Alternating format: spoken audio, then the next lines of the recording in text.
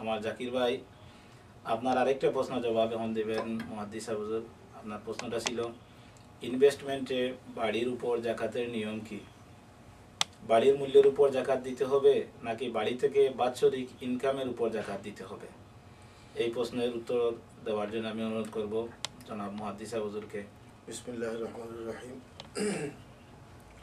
প্রশ্নকারীকে প্রথমে আমি ধন্যবাদ জানাই আপনার সুন্দর প্রশ্নের জন্য।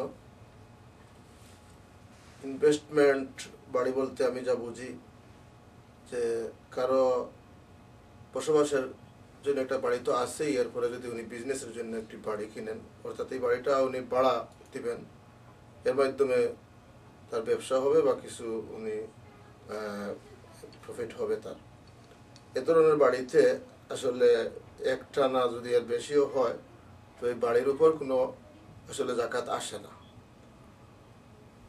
বা এ ধরনের গাড়িও যদি হয় যে গাড়ি রেন্ট দিবেন, ভাড়া দিবেন এবং ব্যবসা হবে, এই বাড়ি বা গাড়ি, এ ধরনের বাড়ি বা গাড়ির উপর জাকাত আসলে আসে না। হ্যাঁ, এর থেকে যে ইনকাম হয় বাৎসরিক, যদি বছরের শেষ পর্যন্ত প্রথম থেকে এই ইনকাম যা হয় তা যদি জাকাতের নেশাব পরিমাণ হয় বা আপনার কাছে যে টাকা আছে আপনার অ্যাকাউন্টে, এর সাথে মিলিত হয়ে যদি তার নেশাব পরিমাণ টাকা হয় এবং বছরের প্রথম থেকে শেষ পর্যন্ত তা থাকে, তাহলে এই ব্যালেন্সের উপর আপনার জাকাত আসবে। আসলে বাড়ির উপর কোনো জাকাত আসবে না। এটাই হচ্ছে আমার জানার মতো প্রশ্ন, এই উত্তর।